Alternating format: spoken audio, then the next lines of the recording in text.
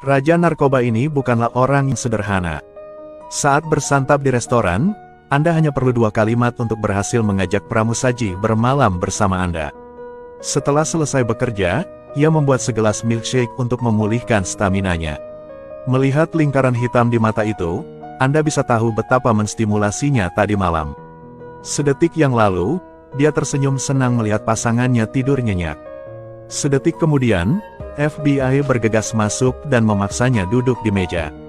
Karakter utama kita, Jimmy, tidak hanya tidak kenal takut. Sebaliknya, dia tertawa terbahak-bahak. FBI menemukan sejumlah besar narkoba di rumah tersebut. Senjata panas dan amunisinya juga banyak. Jumlah senjata ini cukup untuk memasok 1 peleton. Polisi wanita tersebut mengatakan bahwa kepemilikan senjata api ilegal tidak dapat dikurangi. Tapi pemeran utama pria kami yang keren tidak memperhatikan. Karena di belakangnya ada tim pengacara yang sangat kuat. Dalam hal ini, hukumannya tidak dapat dikurangi. Pengacaraku hebat. Bisakah mereka menciptakan keajaiban? Intonasi ini mengingatkan saya pada hukuman. Di tempat lain, Jimmy masuk dengan mengenakan pakaian oranye yang cantik. Ayahmu datang ke sini untuk mengunjungimu. Pantas saja pemeran utama prianya begitu sombong. Ternyata dia mendapat dukungan yang sangat kuat di belakangnya. Ayahnya adalah seorang pensiunan polisi. Pada akhirnya, pedang tajam ini condong ke arah organisasi kriminal. Berdasarkan informasi internal, Big Jim mengetahui bahwa polisi ingin Jimmy menyelidiki seluruh keluarga mereka. Dia kemudian memberitahu Jimmy bahwa jika dia awalnya mengaku bersalah di pengadilan, dia hanya perlu menghabiskan 2 tahun penjara. Namun karena kepemilikan senjata ilegal, dia akan dijatuhi hukuman 5 tahun penjara. Jika direformasi dengan baik, hukumannya adalah 4 tahun penjara. Ini merupakan hukuman terendah di antara pedoman hukuman. Jimmy masih memikirkan cara lain untuk melarikan diri. Tapi dia ingat pacarnya menunggunya di luar sehingga dia menyetujui lamaran lelaki tua itu. Terima putusan pengadilan. Apakah itu tidak apa-apa? Keputusan hakim baru saja dibuat. Jimmy benar-benar hancur. Orang tua itu menipuku. Artinya, selama 10 tahun ke depan dia tidak bisa lagi melihat matahari di luar. 10 tahun? Sialan 10 tahun? Kalian bercanda, kan? Jangan berani-beraninya kamu berbohong padaku. Beomon, sialan, beraninya kau berbohong padaku. Untungnya, meski Jimmy melakukan kejahatan, dia juga sangat sadar diri di penjara. Rajinlah jogging untuk melatih tubuh Anda. Belajarlah dengan serius. Dia menantikan hari di mana dia bisa keluar. 7 bulan kemudian. Karena kinerja Jimmy di penjara sangat baik, polisi diberi kesempatan untuk mengurangi hukuman penjaranya. Ternyata ada kasus serius yang tidak bisa diselesaikan. Polisi ingin memindahkan Jimmy ke penjara lain agar dia bisa berteman dengan pasien gangguan jiwa. Dari sana, jenazah korban yang dibunuhnya bisa ditemukan. Mendengar hal itu, Jimmy dengan angkuh mengatakan bahwa siapapun yang suka ini boleh melakukannya. Meskipun dia tinggi dan berotot seperti ini. Tapi dia tidak tahan masuk neraka untuk berteman dengan iblis. Semula ia berniat menolak, namun ketika mendengarnya setelah menyelesaikan hukumannya akan langsung dikurangi. Jimmy sedikit ragu. Bagaimana jika itu sebagai imbalan atas kebebasan? Langsung mengurangi hukuman. Kemudian ibu Jimmy datang mengunjunginya. Karena anaknya dijebloskan ke penjara, ayahnya selalu menyalahkan dirinya sendiri. Baru-baru ini, dia tidak berhati-hati dan terjatuh serta lumpuh.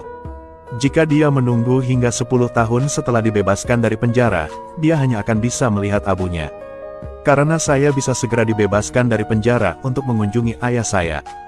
Juga untuk kebahagiaan masa depan pacarku. Jimmy akhirnya menyetujui kesepakatan polisi. Saya setuju untuk dipindahkan ke penjara. Terlepas dari kemampuan Jimmy, agen wanita itu mengatakan sesuatu yang tidak terduga.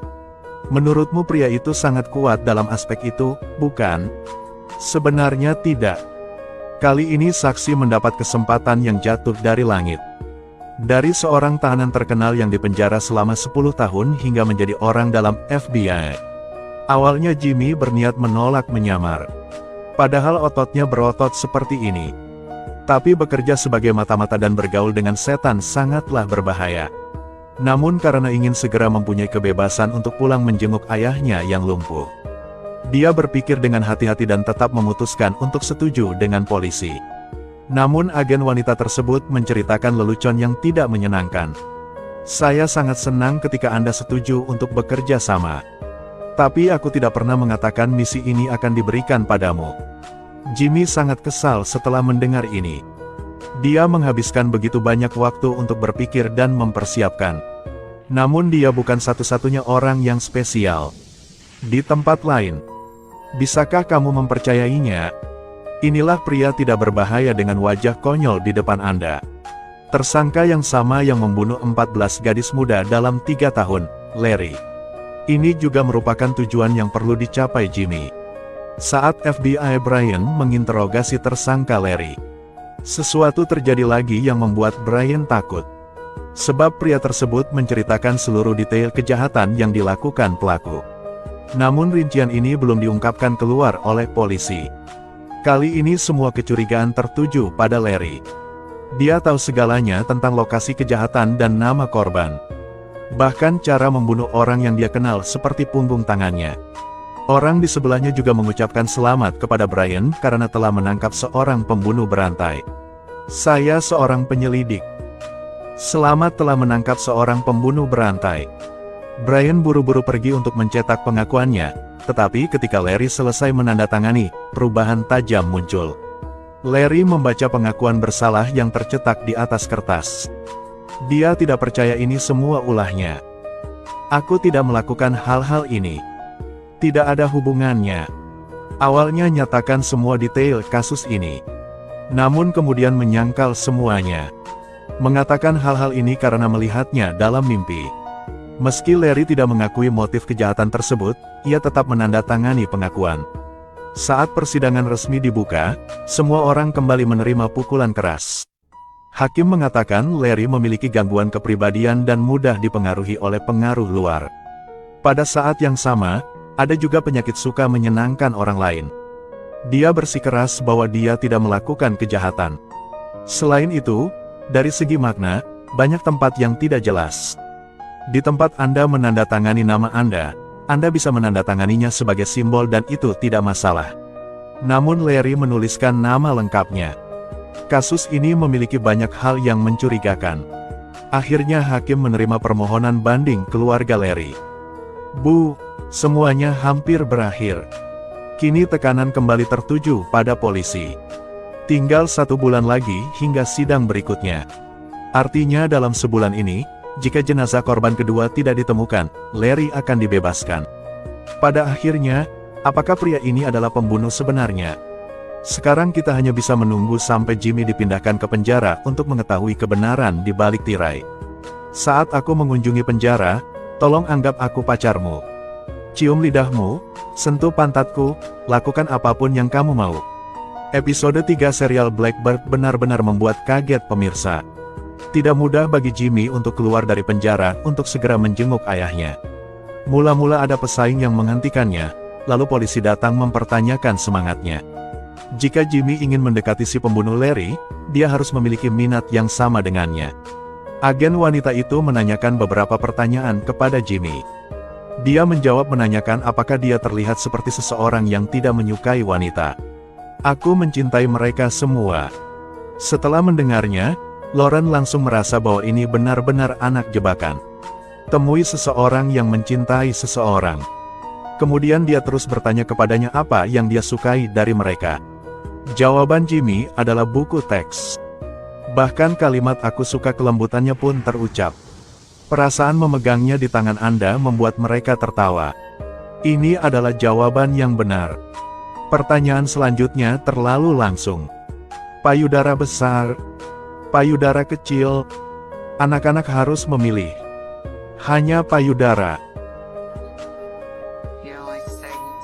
Saya tidak suka payudara kendur atau putingnya mengarah ke arah berbeda. Saya tidak suka. Oke, Kecuali seksi, payudara bagus, pantat bagus, rambut bagus, Del. Yah, aku tidak peduli dengan rambut. Apalagi yang kamu sukai dari wanita? Interogasi ini membuat Jimmy ingin mengetahui lebih jauh tentang agen wanita tersebut. Kenyamanan saat bersama wanita adalah sesuatu yang tidak bisa diberikan oleh pria manapun. Dan kemudian Jimmy benar-benar bisa menjadi dirinya sendiri.